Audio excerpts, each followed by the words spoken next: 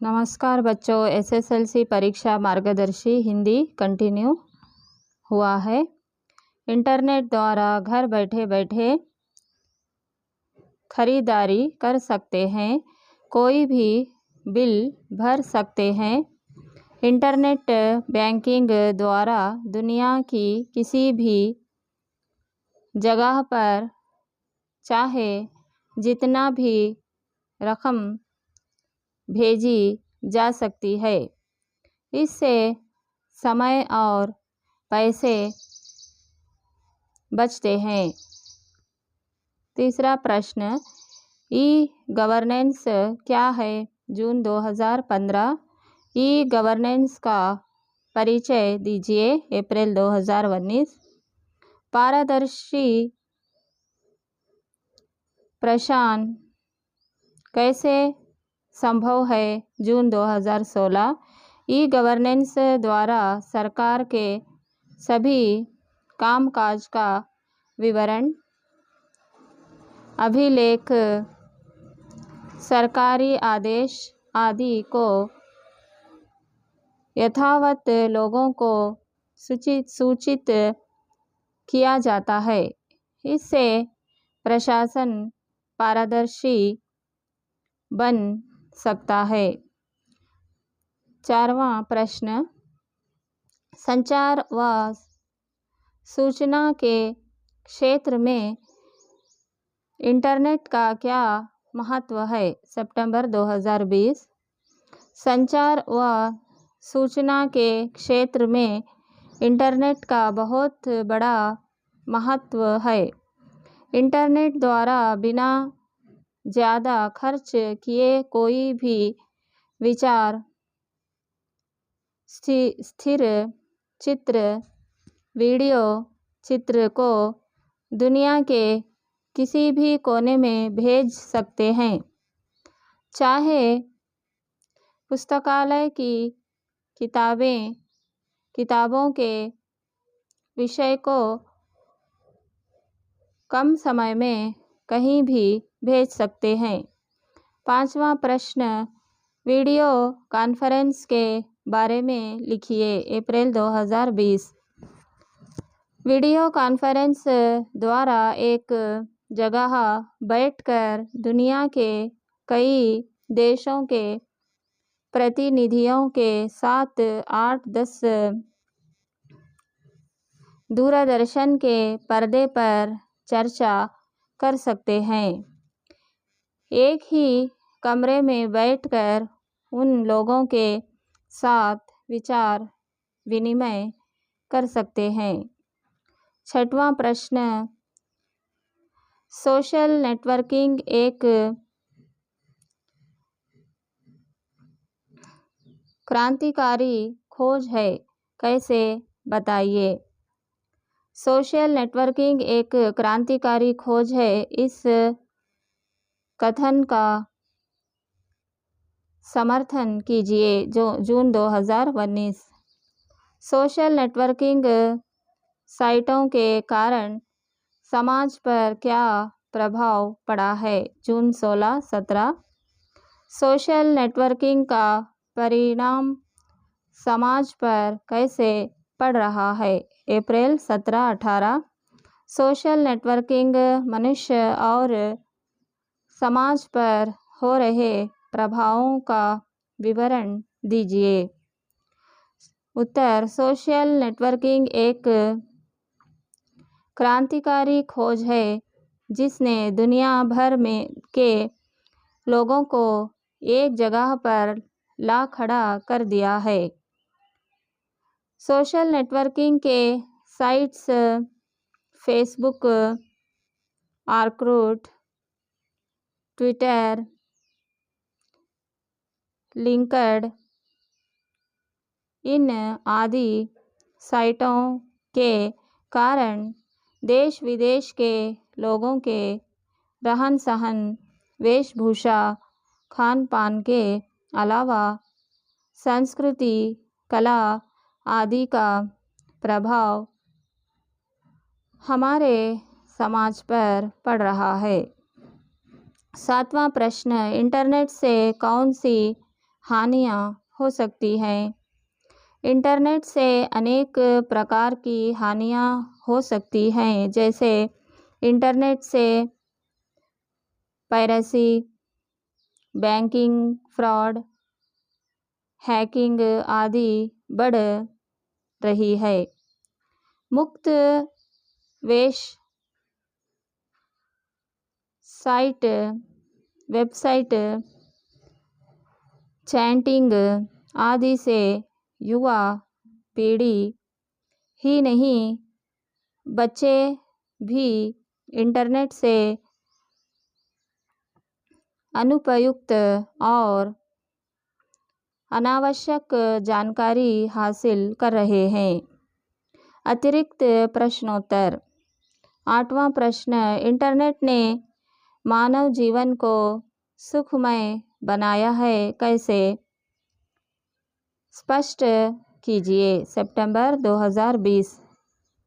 Internet मानव के लिए वरदान साबित हुआ है। इंटरनेट द्वारा घर बैठे बैठे खरीदारी कर सकते हैं, कोई भी बिल भर सकते हैं, कोई भी विचार, स्थिर चित्र, वीडियो को दुनिया के किसी भी कोने में भेज सकते हैं। इंटरनेट बैंकिंग द्वारा दुनिया की किसी भी जगह पर चाहे जितनी भी रकम भेजी जा सकती है। ईमानदारों के सम्मेलन में वाक्य रचना।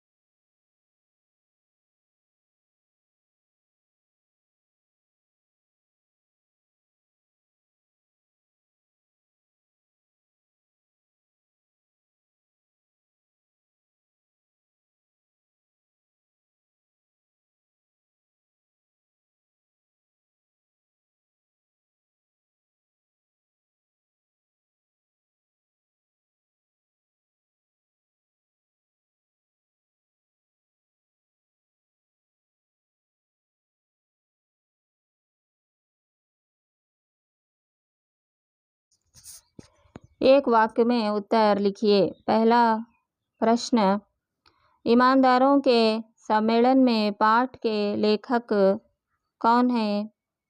ईमानदारों के सम्मेलन में पाठ के लेखक हरिशंकर परसाई हैं।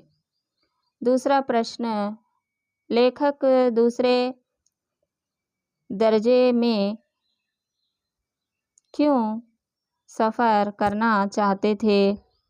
लेखक 150 रुपये बचाने के लिए दूसरे दर्जे में सफ़र करना चाहते थे। तीसरा प्रश्न, लेखक की चप्पलें किसने पहनी थी? लेखक की चप्पलें एक ईमानदार डेलीगेट ने पहनी थी। चौथा प्रश्न, स्वागत समिति के मंत्री किसको डांटने लगे? स्वागत समिति के मंत्री कार्यकर्ताओं को डांटने लगे।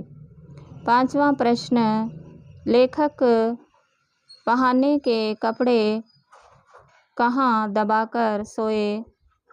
लेखक पहनने के कपड़े सिरहाने दबाकर सोए।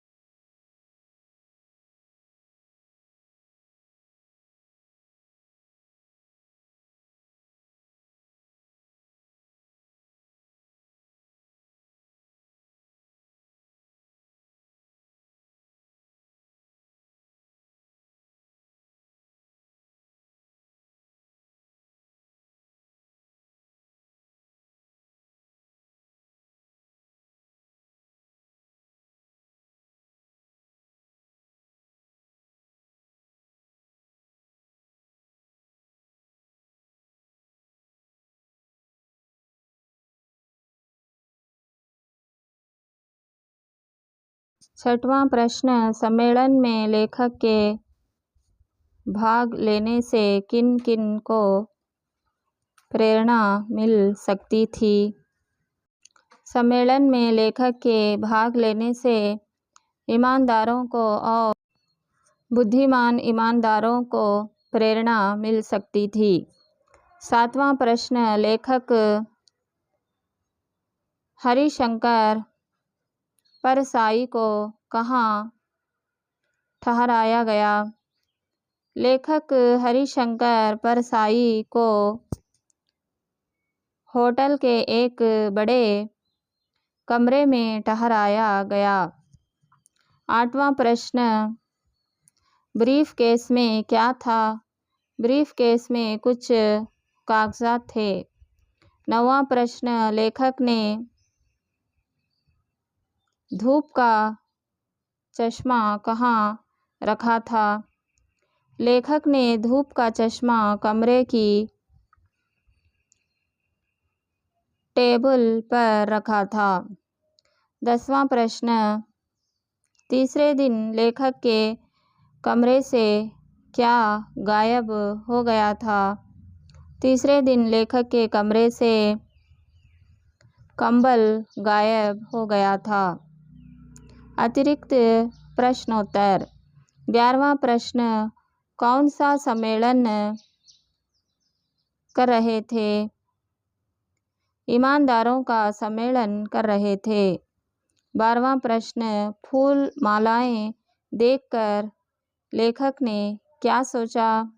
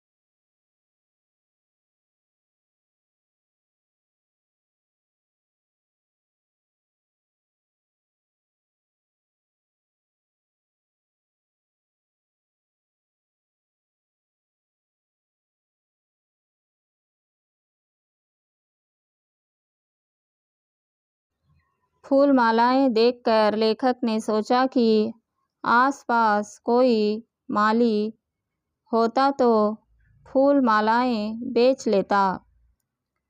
13वां प्रश्न, परसाई जी ने कितने घंटे तक भाषण दिया? परसाई जी ने 1 घंटे तक भाषण दिया। 14वां प्रश्न, डेलीगेट ने कमरे में आकर क्या कहा? डेलीगेट ने कमरे में आकर कहा कि क्या आपकी चप्पलें कोई पहन गया? 15वां प्रश्न, लेखक के कमरे से क्या-क्या चीज़ें गायब हुए थे? लेखक के कमरे से चादर, चश्मा, कंबल गायब हुए थे। 16वां प्रश्न, मंत्री ने गुस्से से क्या कहा?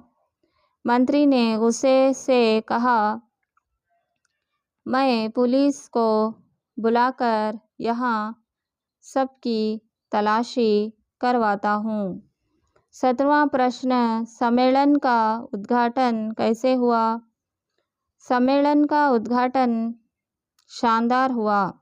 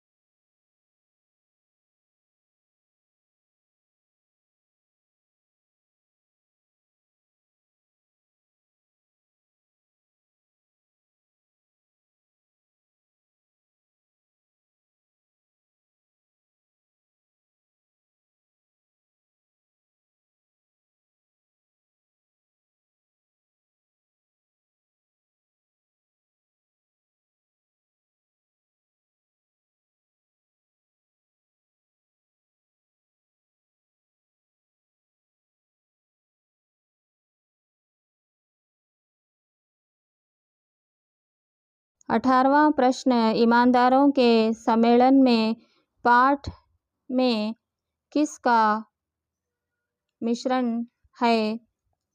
ईमानदारों के सम्मेलन में पाठ में हास्य और व्यंग्य का सुंदर मिश्रण है। 19वां प्रश्न, इस पाठ के द्वारा लेखक किसकी पर्दाफाश किया है? इस पाठ के द्वारा लेखक ने ईमानदार कहने वाले लोगों की बेईमानी का पर्दाफाश किया है। 20वां प्रश्न, हरिशंकर परसाई जी को सम्मेलन में क्यों बुलाया गया? अप्रैल 18, सितंबर 20। और ईमानदारों के सम्मेलन में हरिशंकर परसाई जी को क्यों आमंत्रित किया गया? अप्रैल 2015। और ईमानदार सम्मेलन में हरिशंकर परसाई जी को क्यों बुलाया गया? और आयोजकों ने परसाई जी को निमंत्रण क्यों दिया? अप्रैल 2020। उत्तर, परसाई जी देश के प्रसिद्ध व्यक्ति थे। सम्मेलन के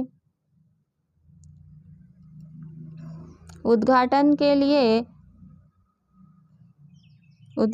के लिए करने ले लिए ईमानदार और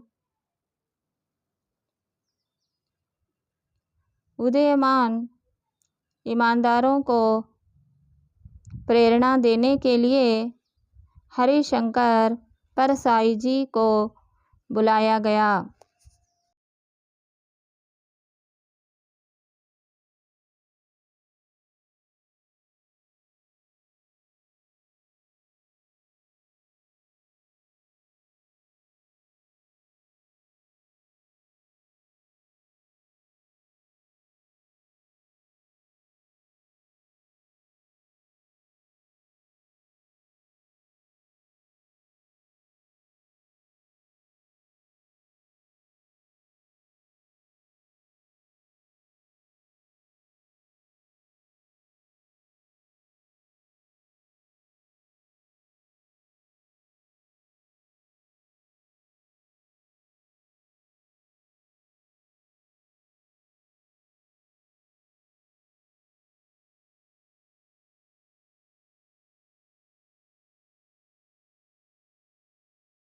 दूसरा में 2-3 वाक्य में उत्तर लिखिए। पहला प्रश्न, लेखक को भेजे गए निमंत्रण पत्र में क्या लिखा गया था? लेखक को भेजे गए निमंत्रण पत्र में लिखा गया था कि हम लोग इस शहर में एक ईमानदार सम्मेलन कर रहे हैं। आप देश के प्रसिद्ध ईमानदार हैं। हमारी प्रार्थना है कि आप इस सम्मेलन का उद्घाटन करें। हम आपको आने जाने के पहले दर्जे का किराया देंगे और आवास भोजन की व्यवस्था करेंगे। आपके आने से ईमानदारों तथा उदीयमान ईमानदारों को बड़ी प्रेरणा मिलेगी। दूसरा प्रश्न, फूल मालाएं मिलने पर लेखक क्या सोचने लगे? फूल मालाएं मिलने पर लेखक सोचने लगे कि आसपास कोई माली होता तो फूल मालाएं भी बेच लेता। तीसरा प्रश्न, लेखक ने मंत्री को क्या समझाया? मंत्री जी को लेखक परसाई जी ने क्या समझाया? लेखक ने मंत्री को समझाया कि ऐसा हरगिज मत करिए। ईमानदारों के सम्मेलन में पुलिस ईमानदारों की तलाशी ले, यह बड़ी अशोभनीय बात होती। फिर इतने बड़े सम्मेलन में थोड़ी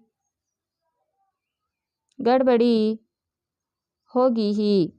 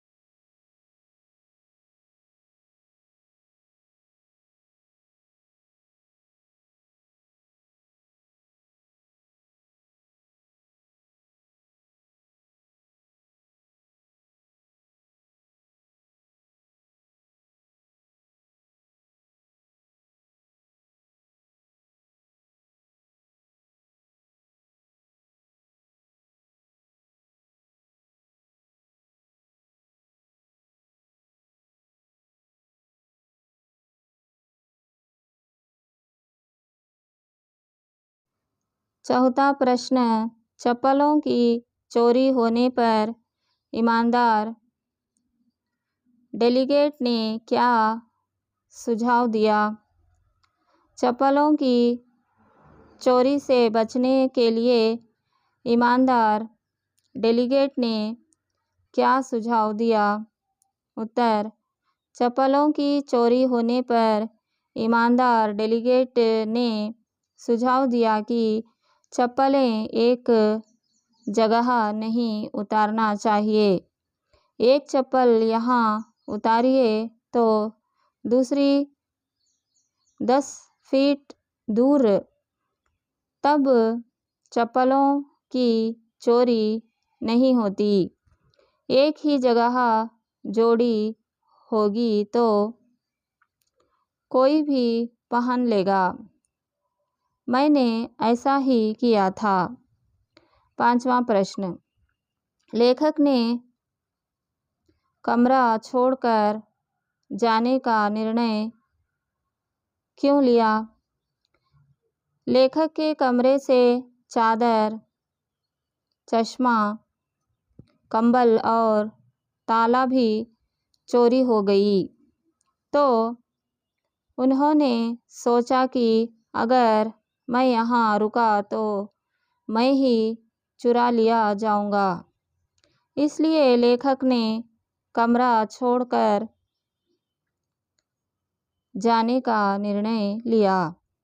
छठवां प्रश्न, मुख्य अतिथि की बेईमानी कहाँ दिखाई देती है? लेखक दूसरे दर्जे में सफ़र करके पहले दर्जे का किराया बचाना चाहते हैं। 8-10 फूल मालाएं मिलने पर उन्हें किसी माली को बेचना चाहते हैं। इसमें मुख्य अतिथि की बेईमानी दिखाई देती है। सातवां प्रश्न, लेखक के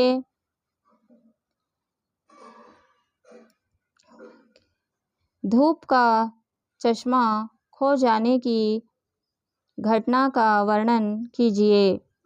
उत्तर, लेखक दूसरे दिन बैठक में जाने के लिए धूप का चश्मा खोजने लगे तो वह नहीं मिला। उन्होंने 1-2 लोगों से पूछा। बैठक में 15 मिनट की चाय की छुट्टी के समय एक सज्जन आकर लेखक से मिले। वे चश्मा लगाए हुए थे। पहले दिन वे चश्मा नहीं लगाए थे। वह चश्मा लेखक की ही थी। 8वां प्रश्न, मंत्री तथा कार्यकर्ताओं के बीच में क्या वार्तालाप हुआ?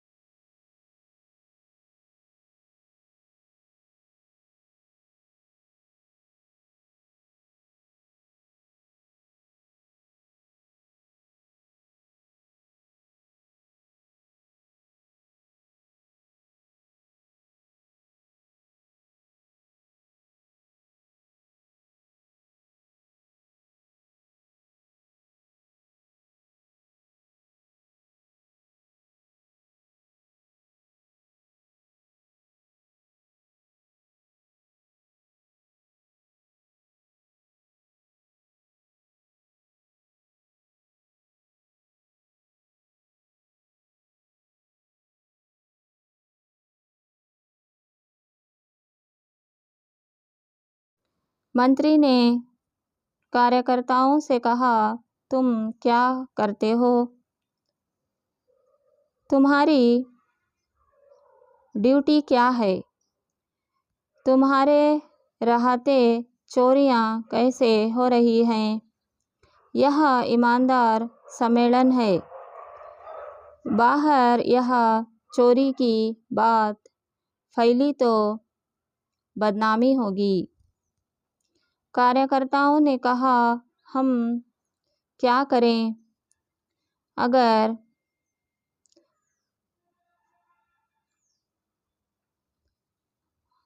सम्माननीय डेलीगेट यहाँ वहाँ जाए तो क्या हम उन्हें रोक सकते हैं? 9वां प्रश्न, सम्मेलन में लेखक को कौन से अनुभव हुए? संक्षेप में लिखिए। सम्मेलन में लेखक का अनुभव है कि जब लेखक स्टेशन में उतरे तो उन्हें 8-10 मालाएं पहनाकर उनका स्वागत किया गया। उन्हें एक होटल के बड़े कमरे में ठहराया गया। लेखक सम्मेलन का उद्घाटन करके 1 घंटे तक भाषण किया। बाद में देखा तो चप्पलें गायब थीं। कमरे में आकर देखा तो चादर गायब थी। दूसरे दिन धूप का चश्मा गायब था। ठंड लगने पर कंबल देखा तो कंबल भी गायब था। अंत में ताला भी गायब हो गया था।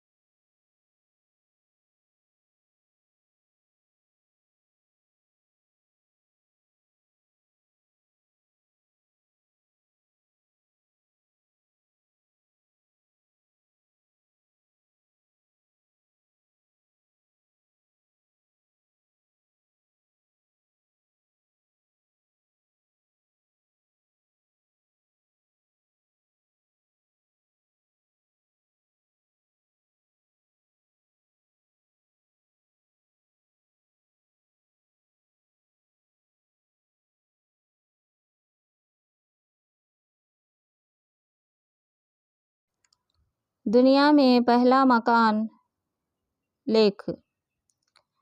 पहला मेन, एक वाक्य में उत्तर लिखिए। पहला प्रश्न,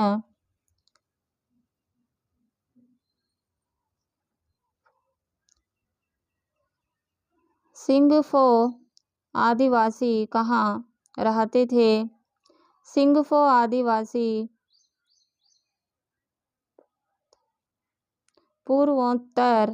पूर्वोत्तर भारत में रहते थे।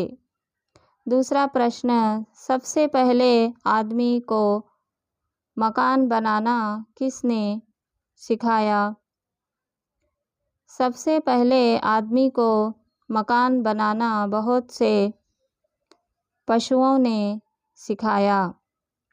तीसरा प्रश्न, मकान के बारे में पूछताछ करने दोनों दोस्त कहाँ चल पड़े? जून 2018। मकान के बारे में पूछताछ करने दोनों दोस्त जंगल की ओर चल पड़े। चौथा प्रश्न, दोस्तों की मुलाकात सबसे पहले किससे हुई? दोस्तों की मुलाकात सबसे पहले हाथी से हुई। पांचवा प्रश्न, दोस्तों ने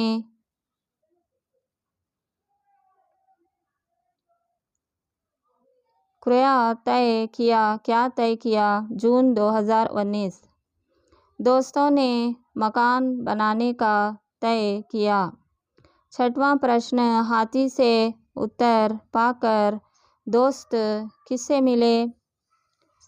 हाथी से उत्तर पाकर दोस्त सांप से मिले। सातवां प्रश्न, सब जानवरों की बातें सुनकर दोस्तों ने क्या किया?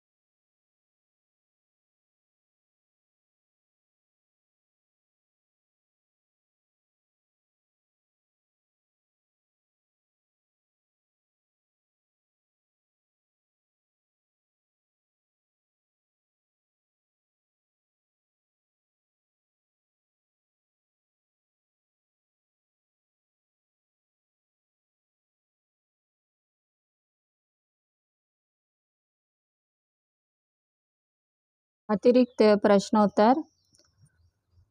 सब जानवरों की बातें सुनकर दोस्तों ने एक मकान बनाया।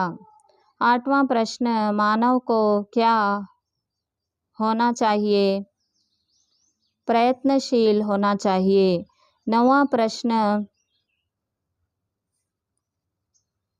पूर्वोत्तर भारत में बसने वाले आदिवासियां कौन हैं? सिंगफो हैं।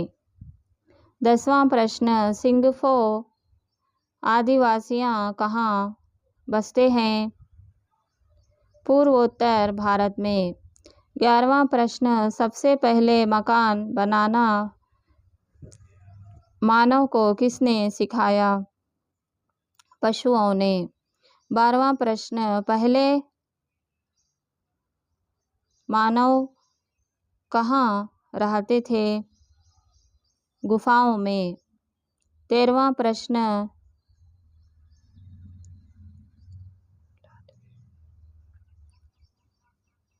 किंद्रू लालिम और किंचा लालीदाम दोनों क्या थे? दोस्त थे। 14वां प्रश्न, दोनों दोस्त क्या बनाना चाहा? मकान बनाना चाहा।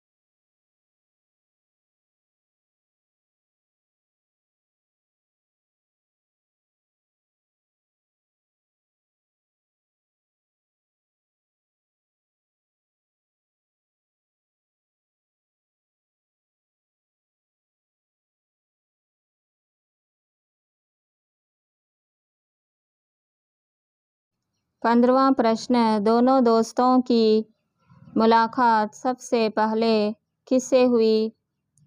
हाथी से। 16वां प्रश्न, दोनों दोस्त किन किन से मिले? हाथी, सांप और मछली से। 17वां प्रश्न, हाथी के पैर कैसे होते हैं? मजबूत और गोले जैसे। 18वां प्रश्न, हाथी ने दोस्तों को क्या सलाह दिया? उसके पैर के जैसे मजबूत गोले लकड़ी काटने को कहा। 19वां प्रश्न, सांप ने क्या सलाह दिया? पतली और लंबी लकड़ी काटने को कहा। 20वां प्रश्न, भैंस ने क्या सलाह दिया? भैंसा के पंजर के जैसा छप्पर बनाने को कहा। 21वां प्रश्न, मछली कहाँ तैर रही थी?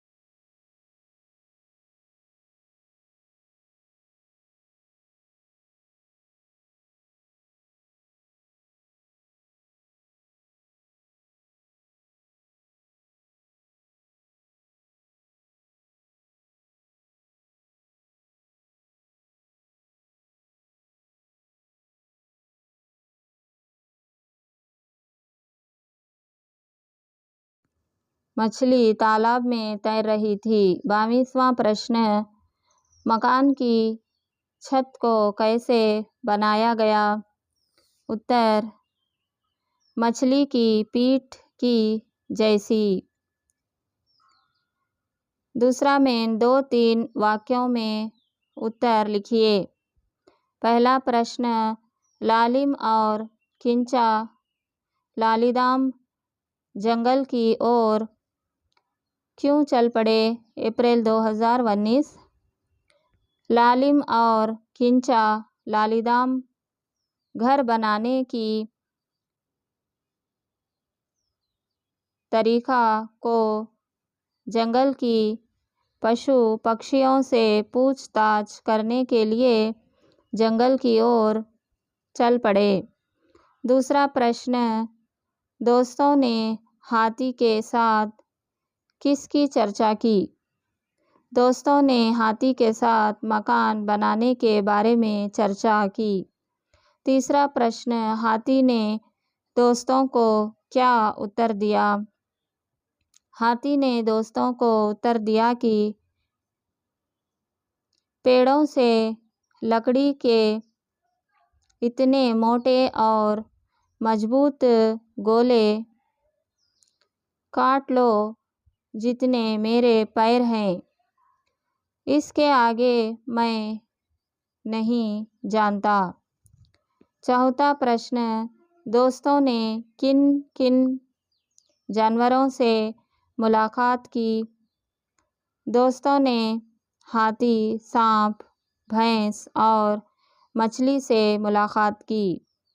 5वां प्रश्न, सांप ने दोस्तों को क्या सुझाव दिया?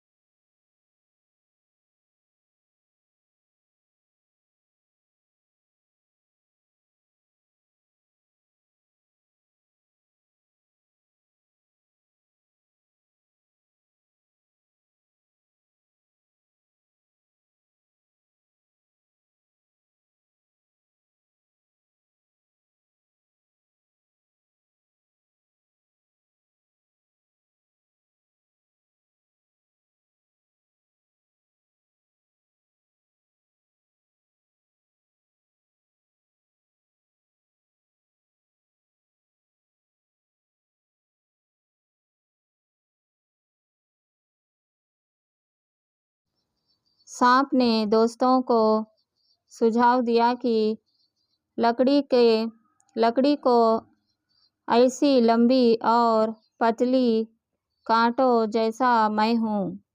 छठवां प्रश्न, भैंस के पंजर से दोस्तों को क्या जानकारी मिली? अप्रैल 2020। भैंस के पंजर से दोस्तों को यह जानकारी मिली कि जैसे इस पंजर में 4 पैरों पर हड्डियां पड़ी हैं, उसी तरह 4 मोटे गोले जमीन में गाड़कर उन पर पतली और लंबी लकड़ियों से छप्पर का पंजर बना लेना है। सातवां प्रश्न, मछली ने दोस्तों के प्रश्न का क्या जवाब दिया? मछली ने दोस्तों के प्रश्न का जवाब दिया कि आप लोग जरा मेरी पीठ की पट्टियां ध्यान से देख लो, फिर पेड़ों से बहुत सी पत्तियां तोड़ लो। इन पत्तियों को छप्पर पर उसी तरह जमा दो जैसी मेरी पीठ पर पट्टियां हैं। आठवां प्रश्न, भैंसा का पंजर दिखाते हुए भैंस ने क्या कहा? भैंसा का पंजर दिखाते हुए भैंस ने कहा कि जैसे इस पंजर में 4 पैरों पर हड्डियां पड़ी हैं, उसी तरह 4 मोटे गोले जमीन में गाड़कर उन पर पतली और लंबी लकड़ियों से छप्पर का पंजर बना लो। समय की पहचान। पहला प्रश्न, एक वाक्य में उत्तर लिखिए। पहला प्रश्न, कवि के अनुसार मनुष्य को सुख कब नहीं मिलता? कवि के अनुसार समय नष्ट करने से मनुष्य को सुख नहीं मिलता। दूसरा प्रश्न, बहाने बनाने का प्रमुख कारण क्या है?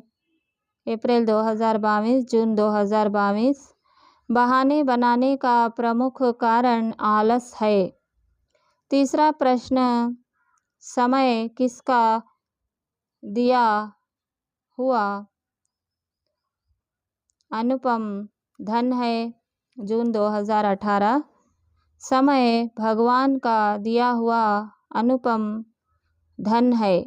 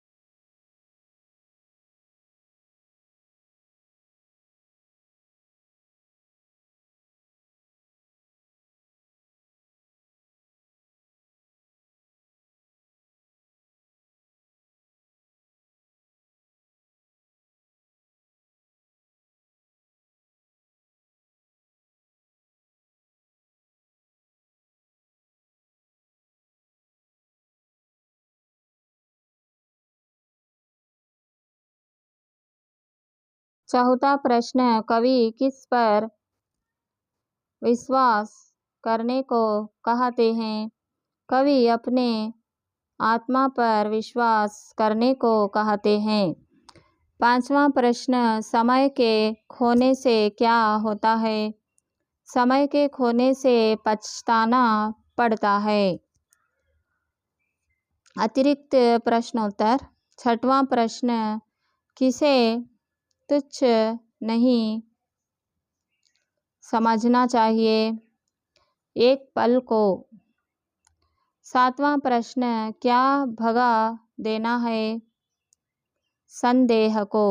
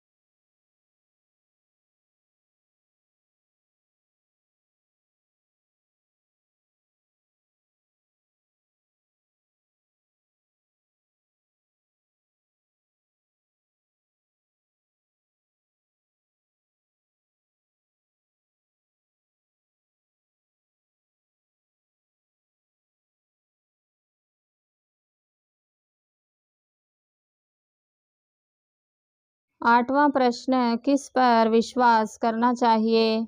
आत्मा पर। नौवां प्रश्न, क्या खोने से पछताना पड़ता है? समय को खोने से पछताना पड़ता है।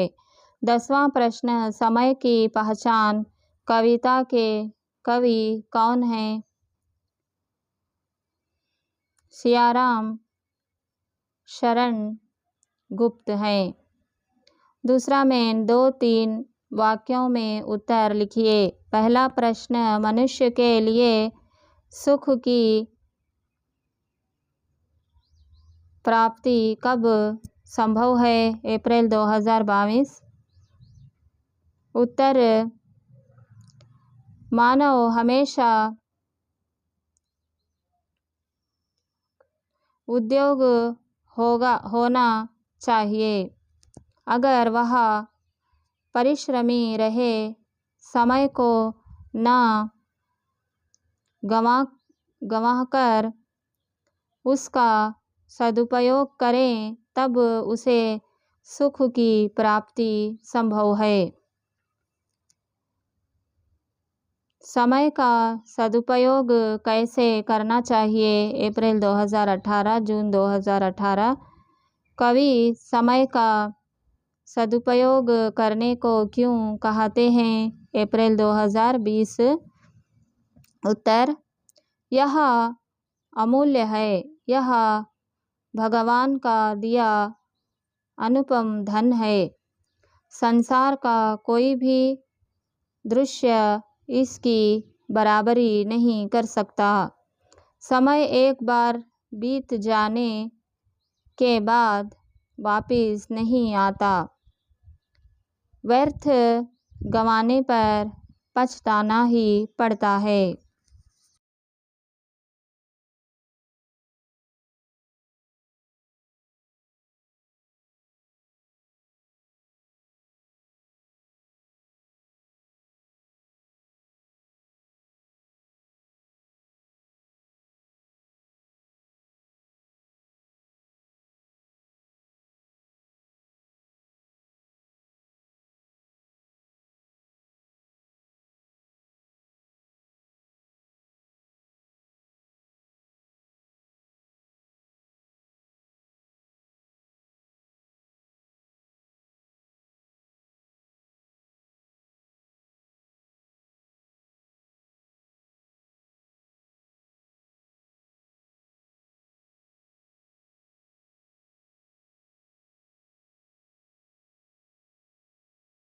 तीसरा प्रश्न, कविता के अंतिम 4 पंक्तियों में कवि क्या कहना चाहते हैं? कविता के अंतिम 4 पंक्तियों में कवि कहना चाहते हैं कि हमें जो काम करना है उसे मन लगाकर आत्मविश्वास के साथ संशय को भगाकर काम करना चाहिए। हम उस समय को ही सुसमय समझना चाहिए। अगर उस समय का सदुपयोग नहीं करेंगे तो हमें बहुत पछताना पड़ेगा। अतिरिक्त प्रश्नोत्तर।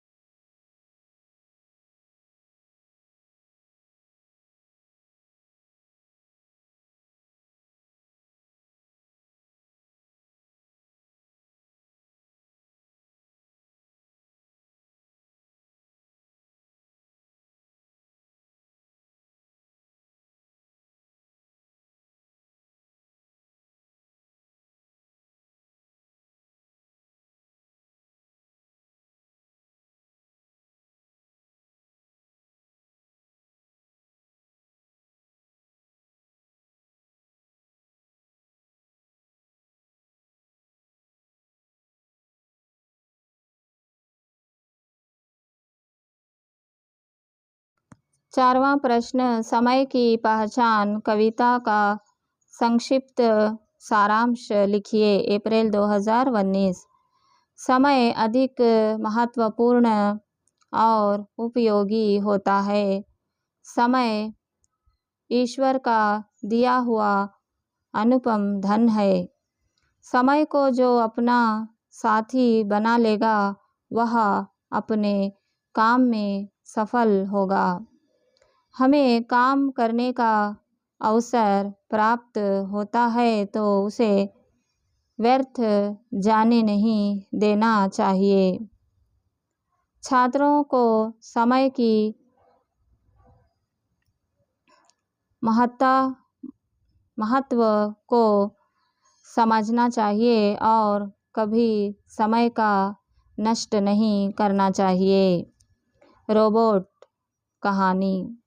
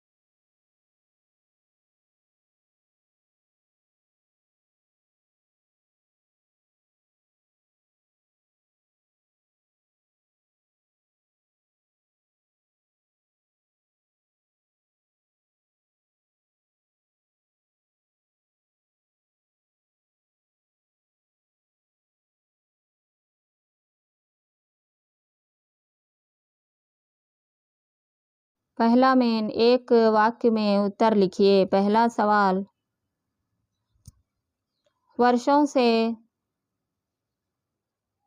सक्सेना के परिवार में कौन काम कर रहा है? साधु राम। दूसरा प्रश्न, धीरज सक्सेना किस कार्यालय में जा पहुँचे? रोबोटोनिक्स कॉर्पोरेशन कार्यालय में जा पहुँचे। तीसरा प्रश्न, रोबोनिल की मुलाकात किससे हुई? रोबोद्वीप से हुई। चौथा प्रश्न, एक रोबोट वैक्यूम क्लीनर से क्या साफ कर रहा था? दफ्तर के फर्श साफ कर रहा था। पांचवा प्रश्न, शर्मा परिवार के कुत्ते का नाम लिखिए।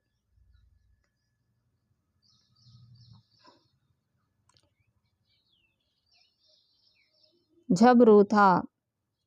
छठवां प्रश्न, रोबोनिल और रोबोद्वीप कंपनी किससे मिलने गए?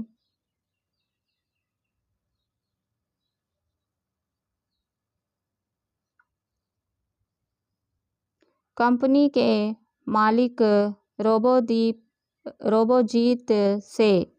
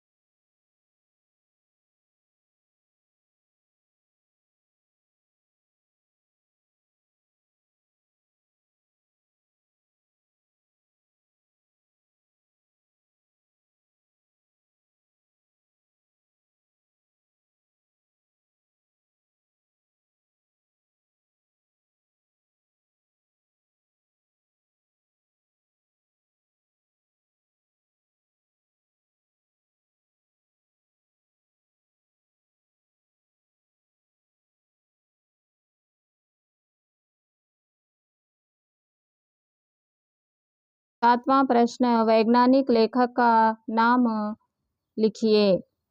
उत्तर, आइजैक आसिमोव। आठवां प्रश्न, रोबोट पाठ के लेखक कौन हैं? डॉक्टर प्रदीप मुखोपाध्याय आलोक हैं। नौवां प्रश्न, सोधोराम कहाँ से गिर पड़ा? चलती बस से। 10वां प्रश्न, सक्सेना परिवार के मुखिया कौन थे? धीरज सक्सेना थे। 11वां प्रश्न, दफ्तर के फर्श को कौन साफ कर रहा था? एक रोबोट।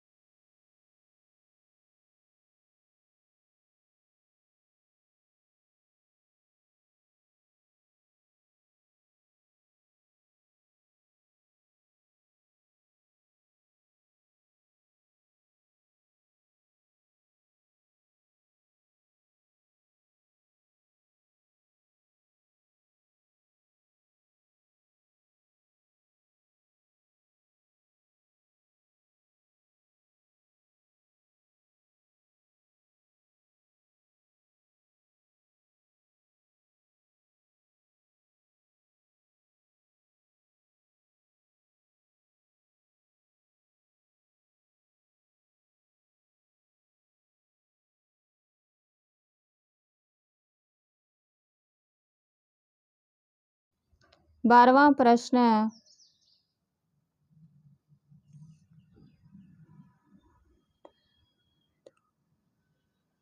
कंप्यूटरविदों एवं रोबोटिकी वैज्ञानिक किस में सफल हुए? रोबोट में मानवीय संवेदना के गुण पैदा करने में। 13वां प्रश्न कार्यालय के काउंटर पर कौन बैठा था?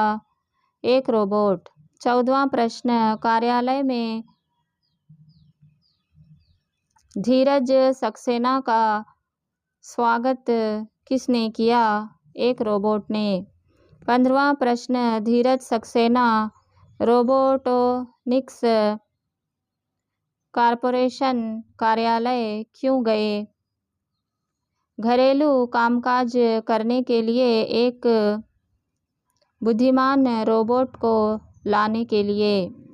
16वां प्रश्न धीरज सक्सेना बुद्धिमान रोबोट क्यों चाहते थे? अपने नाती पोतों के होमवर्क कराने और वही प्रोसेसर में काम करने के लिए। 17वां प्रश्न सक्सेना परिवार में काम करने वाले रोबोट का नाम क्या था? रोबोनिल था। 18वां प्रश्न रोबोनिल किसे टहलाने के लिए ले जाता था? शेरू को। 19वां प्रश्न रोबोनिल की मुलाकात किससे हुई? रोबोद्वीप से।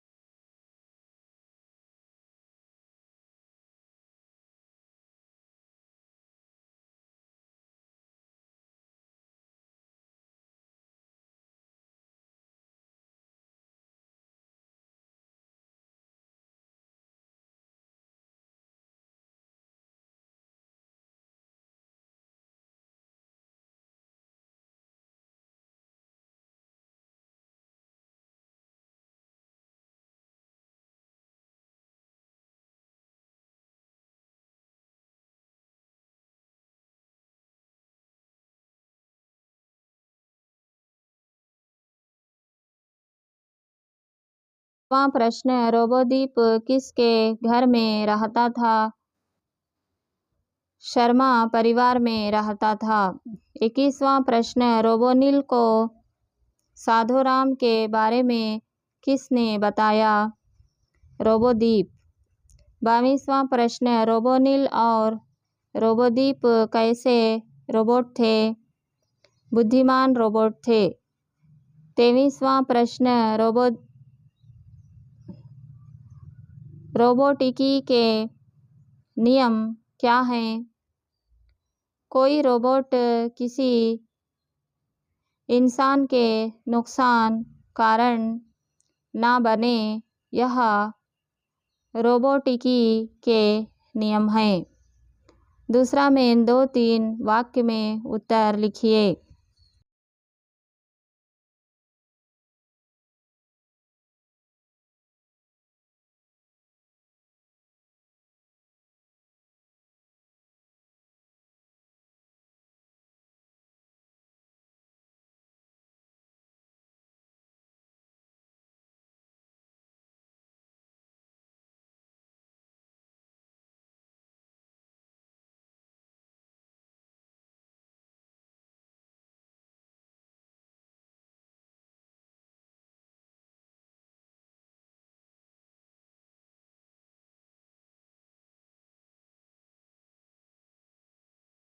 पहला प्रश्न, साधुराम को क्या हुआ था? साधुराम को अचानक एक दिन चलती बस से गिरकर खतरनाक चोट आ गई थी, इसलिए उन्हें अस्पताल में भर्ती कराना पड़ा था। दूसरा प्रश्न, धीरज सक्सेना को बुद्धिमान रोबोट की ज़रूरत क्यों थी? धीरज सक्सेना को अपने नाती पोतों का होमवर्क कराने के लिए एवं वाई प्रोसेसर पर काम संभालने के लिए एक बुद्धिमान रोबोट की ज़रूरत थी। तीसरा प्रश्न, रोबोदीप ने रोबोनिल से क्या कहा?